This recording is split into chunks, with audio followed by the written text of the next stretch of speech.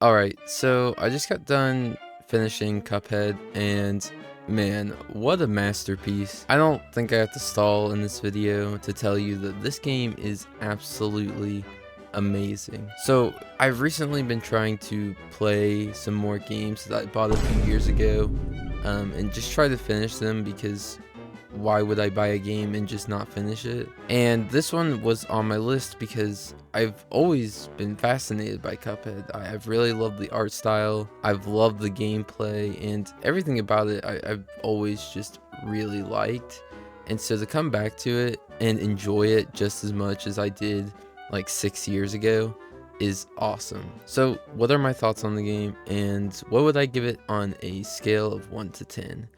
Well, first things first, I have to say the art style. I think that's a pretty obvious one, is the art style. Absolutely stunning, amazing. It has such a classic cartoon style feel with it.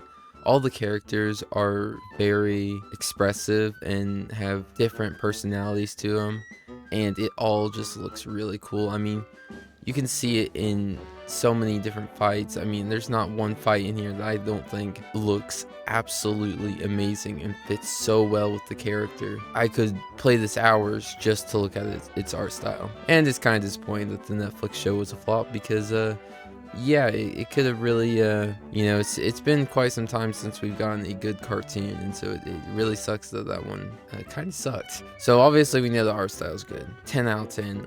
I would not change anything about it. I love it. Now the gameplay. So with Cuphead, it is known that it's supposed to be a really hard game, and so I don't really judge games based on their difficulty. If a game is too hard, yeah, I might be less interested in it, but I kind of like that challenge. And if a game's too easy, I might not be as interested because, you know, it's kind of boring. But I also don't mind that because I love playing narrative games. So I remember it being fairly easy, but man, did it have it had a jump in difficulty this time. Like, I was really struggling with some of those bosses that I shouldn't have been. But yeah, so when I stopped playing this game, I had like 3 bosses complete. So I think when I came back, the first person I fought was Carnation. So I had like a C- on him, and you need a C at least on each character to pass. So I had to play him again and get that one. But after that, I went on to the Genie. So for the most part, actually, these characters weren't too hard to beat. They were about 30 minutes each. Not too hard or nothing. Sometimes it was a little bit less than that, like Wally, Warbles, he's the bird. He took probably 20 minutes. Like, he really didn't take that long. Anyways, you're not here for that. You're here to figure out why this game pissed me off so much and what characters did it.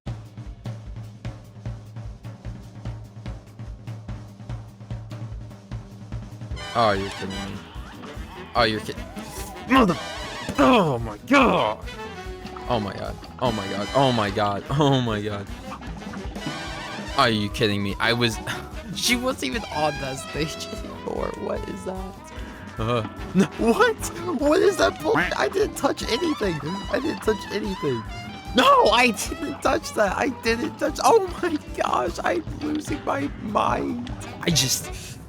I'm not doing this one anymore. I'm not doing that. I'm not doing that. There's no way. No, you are so dumb, game. You are so dumb.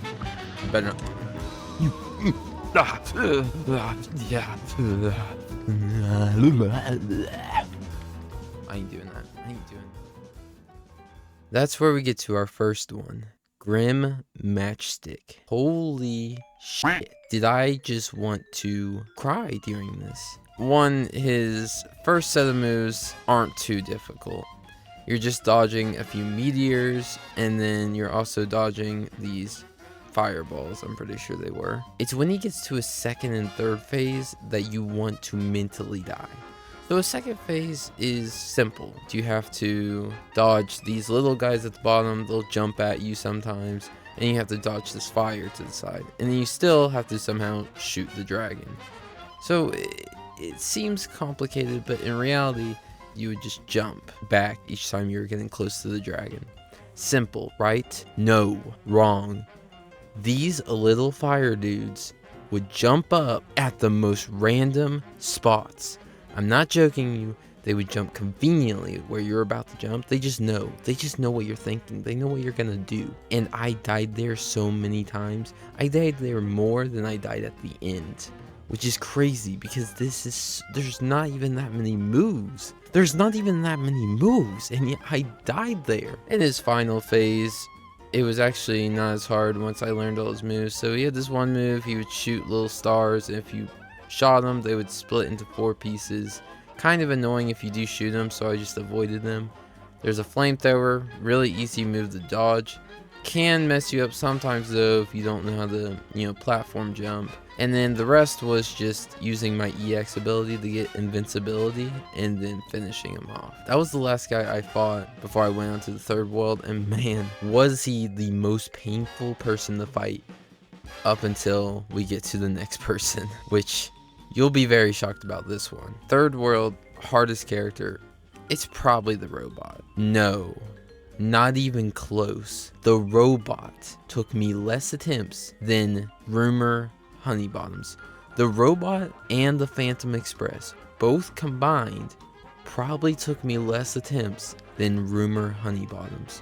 I don't know how to describe the anger I felt during this fight. So, one, this is the first time I ever bought something from the shop. Well, almost the first time. So, the game has a shop. You can buy different weapons, different charms, and different abilities. I didn't purchase anything. I bought the spread, and that was it. I don't have an extra life. I don't have any of the charms. That's how I beat this game. First time I bought something was the tracer rounds, because in her last stage, she's at the bottom of the screen. It's so much easier with the tracer rounds. But was it even possible to get to her final phase was the question. So the first phase, it's quite annoying going against the officer bee, but the worker bees are really what sold it for you. They just got in the way every time. They were just there, and they were just so inconvenient. But that's not even the worst part of that level, unfortunately, because the next phase was even worse. There's 3 modes in the next phase. You got the triangle that shoots out parryables at you from all different corners. You got the orbs that follow you that are parryable, not too hard. And then you got this phase where she drops down from the ceiling and shoots rockets that will go up the screen. That triangle was the bane of my existence. I probably got hit by that triangle more than I got hit by everything in the dragon level. I don't know how. And then the final phase is just absolutely a nightmare. So she has these rockets that follow you, and she can also, well, I should say, she can cover half the screen with like this big saw blade. Really annoying.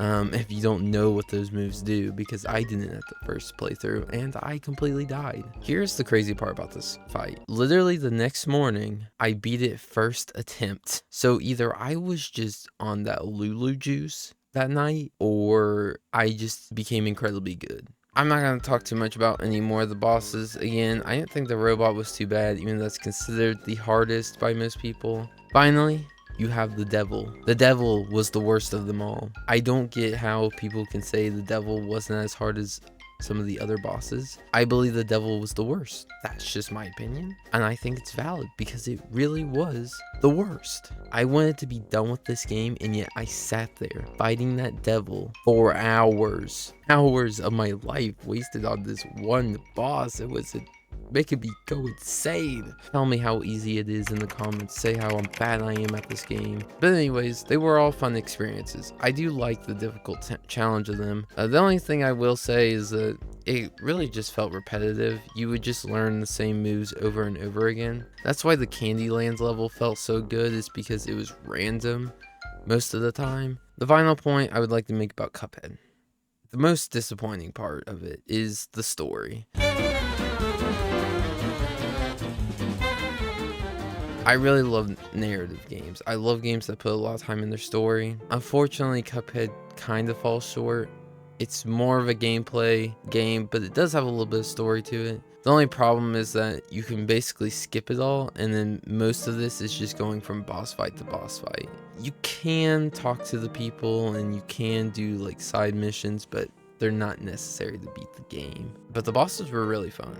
And also it uses this really unique system with the health. You basically know its health by what phase it's in. And you can see when you die how many phases it has, and you can basically use that to determine where you're at in the level. And also, I might try to speedrun this game. It has a pretty cool looking speedrun, but obviously we know every time I say I'm going to speedrun something, I pretty much never end up doing it.